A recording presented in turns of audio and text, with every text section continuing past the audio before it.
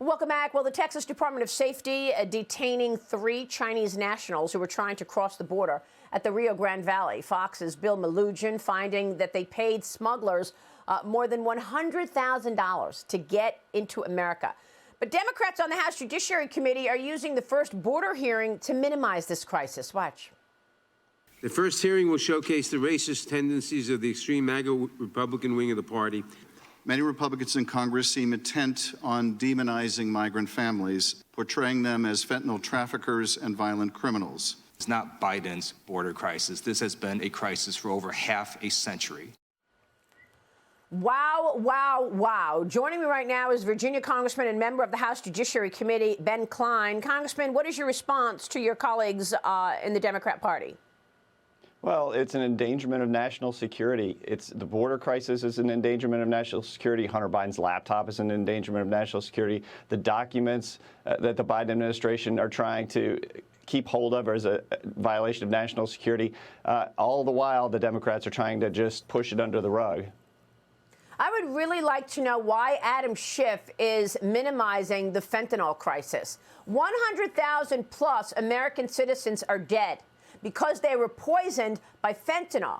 The underlying chemicals in fentanyl are coming from China. They're going into Mexico, and the dangerous cartels are making this recipe and trafficking it into America. And you just heard Adam Schiff minimize that.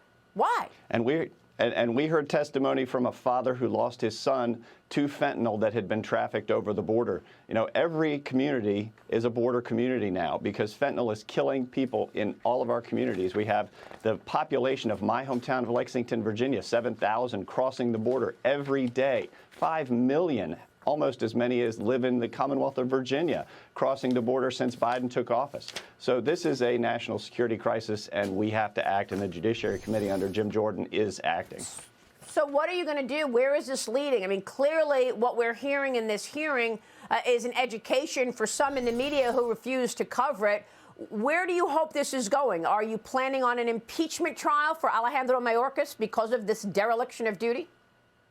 We are going to lay out the facts in the Judiciary Committee. It's my observation that the facts will lead to the impeachment of Secretary Mayorkas because his willful neglect of the border is deserving of his impeachment, and then we'll follow the facts to where they lead, because if they lead to the West Wing, we want to know who in the West Wing has known about this crisis for these many, many months and has decided to do nothing about it. Well, it's a good question, because when I spoke with Senator Joe Manchin, he told me that Mayorkas is completely aware of what's going on, but he's been directed by Joe Biden and the Biden administration to say that the border is secure. So I'd like to know where your facts take us. I also want to know where your facts take us on the Hunter Biden laptop story. Biden's attorneys are now claiming that demanding a criminal probe of those who released the laptop and shared Hunter's information does not mean that they are admitting that the laptop was Hunter's. If you can follow that, I mean, it's absolutely extraordinary.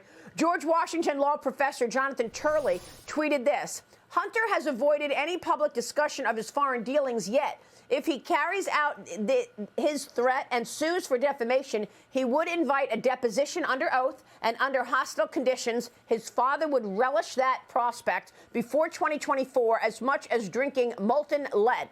Congressman, bring it on. Maybe we need an on-the-record deposition from Hunter Biden.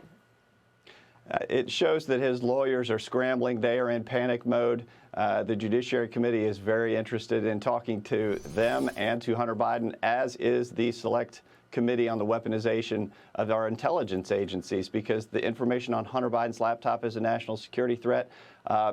When you're dealing with Hunter Biden's laptop and Chinese spy balloons, you know we've crossed over into a whole nother realm. Well, that's right. And that's why we have kept a spotlight on this story so much, because we recognize, number one, this is not a Hunter Biden story. This is a Joe Biden story. And number two, this is not just about sex and drugs. This is national security. OK, we have these emails that indicate Hunter Biden lobbying to get money from Chinese officials, Ukrainian officials, even Alcoa, and in exchange for him giving them information. And now we learn that the Pentagon has admitted that the U.S. military is monitoring this Chinese surveillance balloon hovering over Montana. The government has detected and is tracking a high-altitude surveillance balloon that is over the continental United States right now. What is going on? And the Biden administration won't shoot it down. That's what I don't understand. What is their sensitivity about this Chinese spy balloon that is currently monitoring over Montana? They need to go ahead and shoot it down and protect our national security. You know, what is Chinese interests are our major threat to our national security.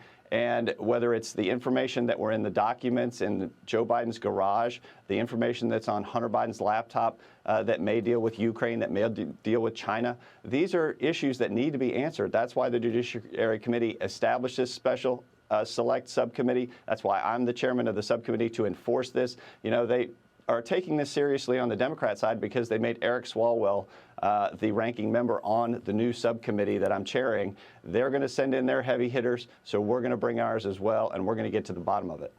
Well, I mean, is he still sleeping with Fang Fang, who's a Chinese spy, Eric Swalwell? Well, he's been taken off the Intel Committee, so he's looking for ways to make news. He's going to try and use this subcommittee to get back into the news, but we're going to make sure we get to the bottom of the facts and make sure we protect our national security, and we're going to be doing that in the near future. Unbelievable. I mean, they must have so much on him that he walks on eggshells in terms of responding to this provocative aggression from China. Congressman, we're going to be watching your important work. We understand it. Thanks very much, Ben Cline.